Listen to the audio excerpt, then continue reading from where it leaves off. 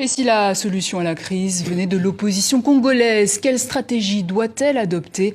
C'est la question de notre chronique. On en parle de la semaine et Lise Laure, les commentaires sur la page Facebook du journal Afrique ont été plus que nombreux. Oui, Nidia, et d'une manière générale, les téléspectateurs sont très critiques vis-à-vis de la classe politique congolaise. La plupart souhaitent d'ailleurs vivement le départ du président Kabila. D'autres estiment que l'opposition est impuissante et d'aucuns pensent qu'elle peut tout de même jouer un rôle. Alors c'est le cas de Davy à Brazzaville qui pense que le déploiement des militaires dans le pays par le pouvoir contraint l'opposition à dialoguer sous l'égide de l'Église. Tambadien au Sénégal rappelle que le président Kabila est en position de force car il a le soutien des présidents Museveni, Dos Santos et Kagame. Alors Francis Laloupo, l'opposition peut-elle réussir dans ces conditions-là à relancer le dialogue avec la majorité présidentielle ? Si on prend en compte le rapport de force tel qu'il se présente aujourd'hui, évidemment, la question est de savoir si le dialogue qui est en cours aujourd'hui peut apporter des résultats autres que ceux apportés par le fameux dialogue précédent. Le rapport de force aujourd'hui, comment se présente-t-il? C'est-à-dire qu'on a un pouvoir qui détient tous les leviers. Évidemment, levier économique, levier politique, levier militaire, et qui a pour seule réponse aujourd'hui la mise en place d'un dispositif militaire, voire de guerre, qui est dirigé contre la population.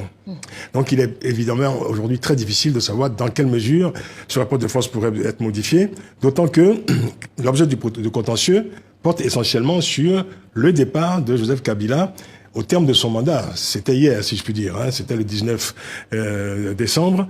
Ce départ n'a pas donc été acté, n'a pas été effectué. En réponse à cette revendication, on voit évidemment la mise en place de dispositifs militaires et surtout le déploiement de moyens colossaux pour mettre en œuvre tous les mécanismes de répression pour décourager ce qui ressemble de plus en plus à une situation insurrectionnelle. Et justement, parmi les solutions à la crise, Lise Laure, pour beaucoup d'internautes, le respect de la Constitution, tout simplement.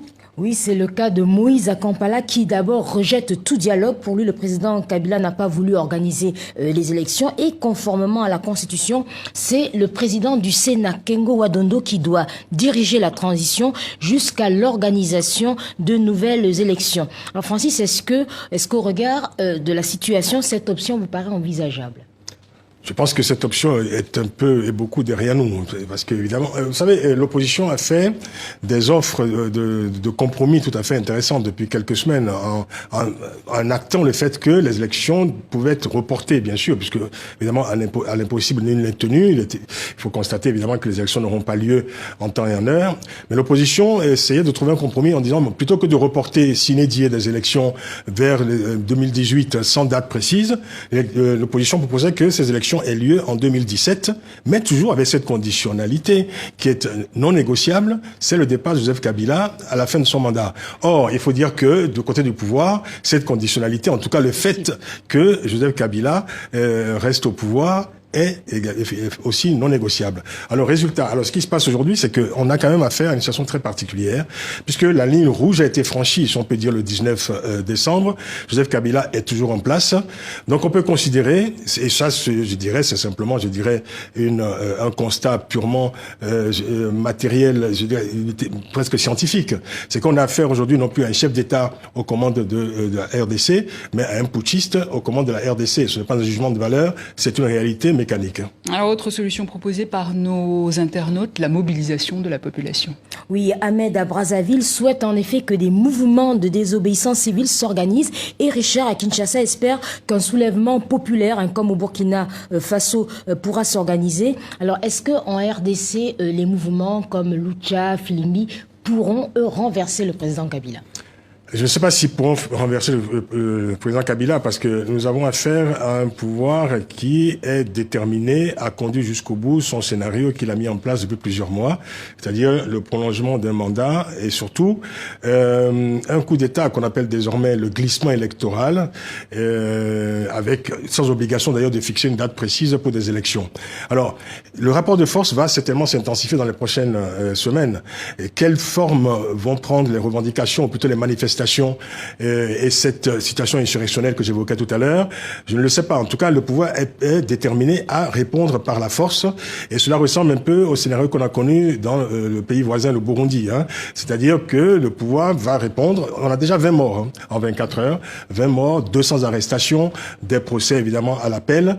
Le pouvoir, évidemment, va s'efforcer, dans son mécanisme de répression, à observer ce qu'on appelle le seuil acceptable de violence, c'est-à-dire, bon, donc, quelques morts, mais pas trop, évidemment, pour ne pas affoler la communauté internationale.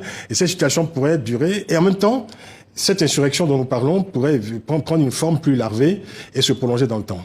Et dernière question qui préoccupe les internautes, c'est le rôle de la communauté internationale. Oui, Ahmed dit qu'il faut encourager l'opposition à organiser des manifestations conformément à l'article 64 et il demande à la communauté internationale d'aller au-delà des sanctions.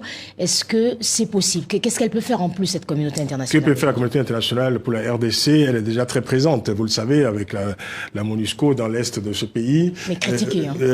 Fortement critiquée. Mais alors, cette communauté internationale est très critiquée quand elle intervient. C'est vrai qu'on n'est plus, évidemment, les formes d'ingérence brutales ne sont plus de mise de nos jours, mais on n'imagine pas que ce que pourrait faire cette communauté internationale au-delà des sanctions, au-delà des condamnations, au-delà des moyens de rétorsion qu'elle pourrait mettre en place. Cela étant, ce qu'il faut surtout signaler, c'est qu'on a quand même, quand on fait le bilan de ce qu'a fait la communauté internationale dans ce pays depuis plusieurs années, depuis 20 ans maintenant, la question finalement doit être retournée vers la classe politique congolaise. Qu'a fait la classe politique congolaise pour restaurer l'ordre à l'est du Congo, à l'est de la RD Congo, où on observe des formes diverses de violence et récurrentes violences depuis une vingtaine d'années. Et surtout, qu'auront fait, c'est la question, même si on ne sous-estime pas le poids des influences extérieures dans ce pays, la question reviendra finalement, on la posera en fin de compte in fine à la classe politique de ce pays. Qu'ont fait les acteurs politiques congolais pour restaurer la dignité de ce pays, pour remettre ce pays debout et pour surtout restaurer un État dans un pays où l'État est devenu minimaliste, où on a plutôt affaire à, je dirais, un minimum d'État, où l'État est réduit à sa plus simple expression, quand on ne dit pas de temps en temps qu'il n'y a plus d'État au Congo, en RD Congo. La Lupo, merci beaucoup, merci aussi à vous, Lise-Laure et Tchai. Merci à vous pour vos commentaires et questions postées sur notre page Facebook.